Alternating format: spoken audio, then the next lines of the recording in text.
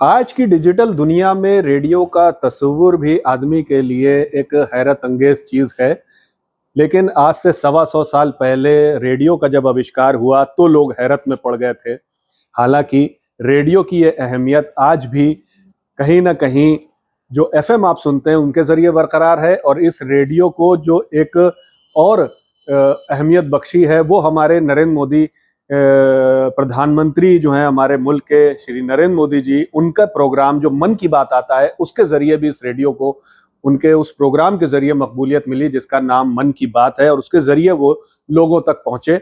इस रेडियो की ये खासियत है कि इसका कलेक्शन करने वालों के पास जो पुराने रेडियो आज के ज़माने में मौजूद हैं उसकी भी बहुत अहमियत है। ऐसे ही एक शख्सियत हैं गजरौला, यूपी गजरौला के राम सिंह बौद्ध, जिन्होंने गजरौला में अपने इस घर में एक पूरा रेडियो का संग्रह बना के रखा है। आप देख सकते हैं आज हम उसी संग्रह में मौजूद हैं।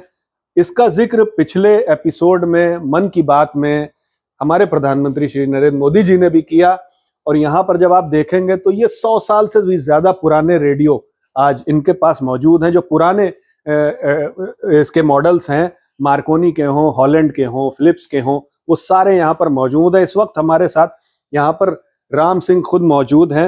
राम सिंह जी, जब मोदी जी ने आपके उस प्रोग्राम में आपके इस शौक की, आपके इस कलेक्शन की बात की, तो किस तरह का एहसास हुआ? क्या लगा कि मतलब ये जो शौक था एक जुनून में तब्दील हो गया आपका? जी, और उसके बाद इस मकाम पे पहुंचा के प्रधानमंत्री ने इसका जिक्र किया बाकायदा, क्योंकि रेडियो की अहमियत को इस तरह से उन्होंने बयान किया कि आपके कलेक्शन का जिक्र किया।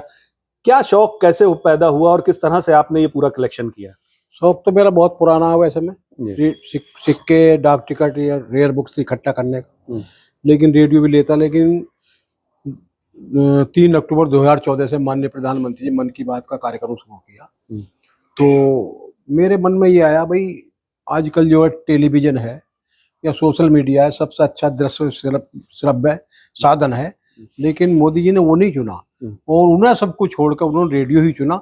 तो इसमें मेरे मन में खटका कि इसमें भी कोई उनकी बहुत बड़ी सोच होगी जो उन्होंने रेडियो को ही चुना, क्योंकि रेडियो ज़्यादातर एक तरह से चलन कम हो गया टीवी आने से, मोबाइल आने से, और लेकिन जब से माननीय प्रधानमंत्री रेडियो को चुना है उसकी रेडियो की लोकप्रियता बढ़ी है और लोगों के हाथ में पुनः रेडियो आ गए हैं। तो ये शौक आपको कब से हुआ? जैसे कि हम देख रहे थे कि आपके पास बहुत सारे रेडियो हैं यहाँ पर। जी। अब ये हमें बताने की कोशिश करेंगे कि कितने पुराने रेडियो हैं ये मेरे पास जो है आपके पास कलेक्शन हुआ, कब से शौक हुआ? 100 साल पुराना रेडियो है, मार्कोनी फोन का है, इंग्लैंड का बना हुआ है जी। और आप बड़े बड़े रेडियो देख रहे हैं, ये बड़ा रेडियो है, ये तमाम कोई ले भी नहीं पाता था। इस समय इनकी कीमत एक कार के, ट्रैक्टर बराबर हुआ करती थी।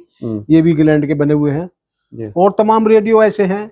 और मैं आपको विशेष कर बताना चाहूंगा, इधर आ जाओ, ये जितना पर मेरा ये बड़ा कलेक्शन देखना है, बड़ा रेडियो, ये सब ट्यूब या बाल्ब रेडियो बोलते थे इनको। अच्छा। ये शुरुआती दौर से सन 1965 तक बनते रहे, उसके बाद सॉलिड स्टेट का आविष्कार हो गया और ये रेडियो बनने बंद हो गए। रेडियो भारी भरकम बक्से के रूप से हटके और रेडियो हाथ में आ गए, लोग घरों में आ गए छोटे रूप में।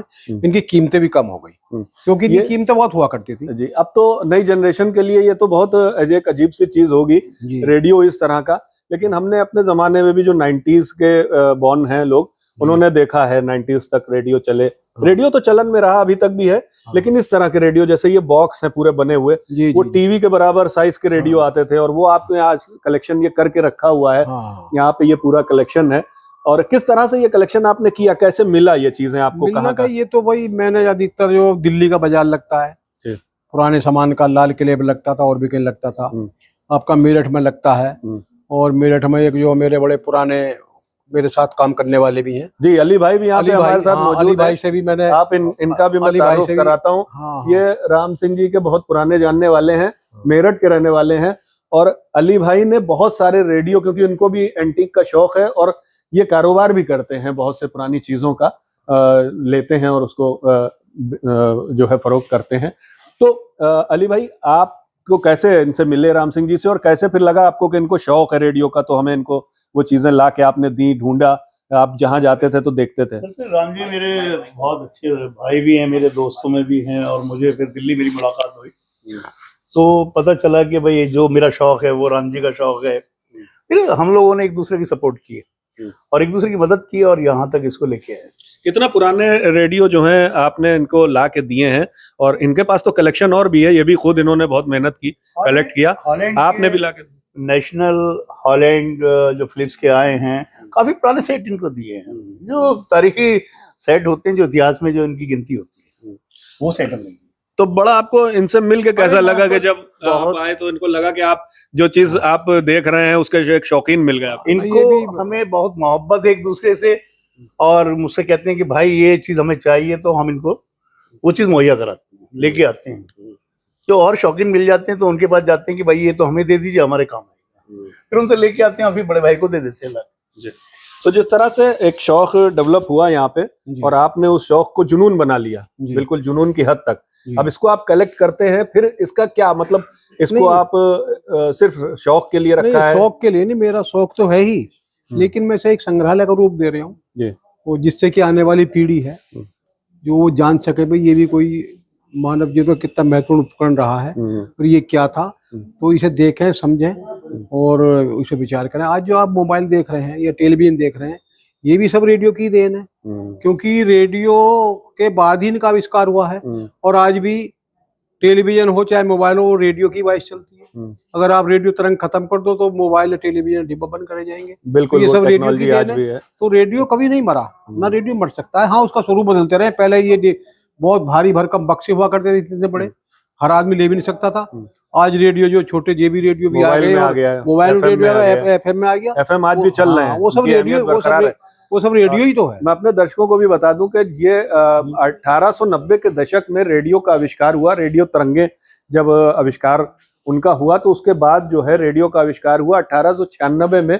मार्कोनी ने सबसे पहले रेडियो जो है वो रजिस्टर करवाया। हालांकि उसी टाइम पे टेस्ला जो थे वो भी रेडियो पे काम कर रहे थे, रेडियो तरंगों पे, लेकिन 1900 तक यूएसए में जो टेस्ला हैं उनको उनका पेटेंट नहीं हुआ था, लेकिन 1896 में मार्कोनी ने पेटेंट करा लिया, और उसके बाद से रेडियो का ये पूरा सिलसिला उस दौर से माना जाता है, उसको बर्थ मानी जाती है रेडियो की। और 1929 के आसपास, अगर मैं सही हूँ राम सिंह जी, हाँ जी, हाँ। 1929 के आसपास जो है रेडियो हिंदुस्तान में आया, और उसके बाद रेडियो ने, जिस तरह से साइकिल ने और रेडियो ने एक पूरी तस्वीर बदल दी, विकास के पहिए लगा दिए, क्योंकि लोग एक जगह की खबरों को दूसरी जगह सुनने लगे। पहले दिन दिन लग जाते थे, महीनों लग जाते थे खबर आने में लोगों के, लेकिन जब रेडियो आया तो लोगों के पास जो है समाचार पहुंचने लगे, जानकारी पहुंचने लगी, और इस तरह से जो है एक दौर, नए दौर की शुरुआत हुई। फिर 90s में, 80s में जब टेलीविजन आया, टेलीविजन का आविष्कार हुआ, और उसके बाद 82 में जिस तरह से टेलीविजन हमारे देश में आया, अब टेलीविजन भी पुरानी चीज हो गई है, उसका भी स्वरूप बदलता गया। पुराने जो टेलीविजन थे, यहाँ पे मैं आपको दिखाऊं तो ये रेडियो भी रखे हैं, अभी आप देखेंगे ऊपर की तरफ, तो यहाँ पे टेलीविजन भी रखे हुए हैं, बहुत पुराने टेलीविजन जो हम एक दौर में शुरू में 80s 90s में देखते थे। 82 के बाद जो आए हैं सेट्स, उनमें से बहुत से सेट ऐसे हैं जो आपको यहाँ पर मिल जाएंगे। कलेक्शन बहुत बड़ा है। इधर आप देखिए रेडियो ही रेडियो रखे हुए हैं। कितनी मेहनत राम सिंह जी ने की होगी इसको कलेक्ट करने में, कहाँ कहाँ से लेकर आए होंगे ये रेडियो, ये कि इतने पुराने पुराने रिकॉर्ड्स भी हैं इनके पास। लेकिन जो खासियत है इनकी, संग्रहालय की खासियत है, जिसे ये संग्रहालय अब कहते हैं, और मन की बात में जब इनके इस जगह का जिक्र आया, रेडियो कलेक्शन का जिक्र आया, तो अब इन्होंने, राम सिंह जी ने तय कर लिया कि अब इसे मुझे ऐसे संग्रहालय में तब्दील करना है जहां लोग आके देखें कि भाई पुराने दौर में इस तरह से रेडियो होते थे और लोग गाने सुनते थे, उस पर समाचार सुनते थे। यहाँ पे आप देखिए टेलीविजन ये रखे हैं पुराने इस तरह के। अभी कुछ दिन पहले आप अगर दिल्ली की मार्केट में या और बड़े शहरों की मार्केट में जो पुरानी मार्केट बाजार लगते हैं उन एरियो में, वहां आप जाइएगा तो ये शायद सेट्स आपको मिल भी जाएंगे जो पुरानी चीजों में बिकते हैं। तो ये देखिए, ये एक सेट ऐसे इस तरह का रखा है। ऐसे बहुत सी चीजें यहाँ राम सिंह जी के पास हैं। इन्होंने बहुत जबरदस्त कलेक्शन जो है वो उसका भी कर रखा है, बर्तनों का और मूर्तियों का यहाँ पे है। जो पॉटरी है इनके पास वो बहुत पुरानी है, तकरीबन 1000 साल पुरानी। ये जो है ये पत्थर की मूर्ति यहाँ पे है, ये इनके पास है। जो सबसे पुरानी कलेक्शन है इनके पास वो यही है। और उसके बाद तो बंद से है। जो खासियत है इनकी संग्रहालय की वो है रेडियो। राम सिंह जी आज भी उसी धुन में लगे हुए हैं रेडियो कलेक्शन की, और ये करते रहते हैं। जहां भी इनको मिल जाता है ये रेडियो को कलेक्ट करते हैं। जब से मन की बात में इसका जिक्र आया उसके बाद से आपके पास लोग आने लगे होंगे, पूछने लगे होंगे, लोगों और प्रचार हुआ इसका। तो किस किस तरह के लोग आए, फिर आपसे बात की, और आपने इसके बारे में अब क्या सोचा है आगे? इसके बारे में कराया सभी मीडिया मेरे पास आया, इलेक्ट्रॉनिक मीडिया हो या प्रिंट मीडिया हो, और देख सब अखबारों में जो पूरे देश में प्रकाशन हुआ है, और ज्यादातर पूरे चैनलों ने इसे दिखाया है। और ऑस्ट्रेलिया की न्यूज सेवा है हिंदी की, रेडियो की, उसने मेरा समाचार प्रसारण किया है। मतलब इससे बहुत, मोदी जी की मन की बात से तो इसे बहुत क्रेज मिला, लोग जान गए हैं कि एक संग्रहालय गजरौला में है यूपी के, जो हमारे उसका सबसे बड़ा संग्रहालय है। अभी कितना नंबर कलेक्शन है आपके मेरे पास? कितने 1100 डिफरेंट रेडियो अलग अलग, 1100 अलग अलग मॉडल के जी। अब आपको इसका क्या करना है, इस रूम का ये कैसे? इसे मतलब ऐसा ना, अभी अच्छी तरह संग्रहालय नहीं कह सकते कि आप देखना ना एक के ऊपर एक के ऊपर एक के ऊपर ऐसा रखा है, तो इसे व्यवस्थित करने के लिए बहुत पैसे की आवश्यकता, तो मैं इसे व्यवस्थित कर रहा हूँ। और व्यवस्थित करने के बाद ही मतलब एक संग्रहालय लगा, जनता के जो काम आएगा, शोधार्थियों विद्यार्थियों के लिए काम आएगा, वो मैं कर रहा हूँ सब।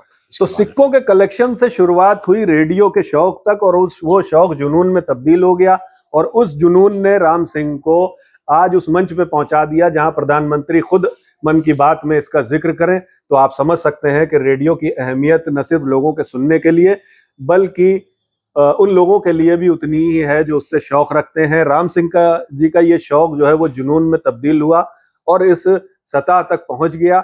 इसी तरह के और भी लोग हैं जो कहीं ना कहीं कलेक्शन करते हैं, लेकिन मीडिया के जरिए या उनकी बात नहीं हो पाती, उनका भी जिक्र होना चाहिए इसमें, और वो भी बहुत जो है इस बात के मुबारकबाद के मुस्तहिक हैं। बहुत उनको सराहना चाहिए, क्योंकि वो इस तरह से पुरानी चीज़ों का कलेक्शन कर रहे हैं। इसको संग्रहालय बनाने की नीयत है राम सिंह जी की, और मुझे ये लगता है कि जब ये संग्रहालय बन जाएगा तो यहाँ पर और भी लोग आकर इस चीज़ को देखेंगे, वो उस दौर को याद करेंगे कि जब रेडियो जो है वो रेडियो का जन्म हुआ था और रेडियो अपने वजूद में आया था, और आज वो पुराने रेडियो किस हाल में दिखते हैं, पुराने रेडियो पहले कैसे होते थे, वो लोग देख के, आज की जनरेशन देख के, आने वाली जनरेशन देख के उसको सराहेगी, देखेगी और जानकारी हासिल करेगी।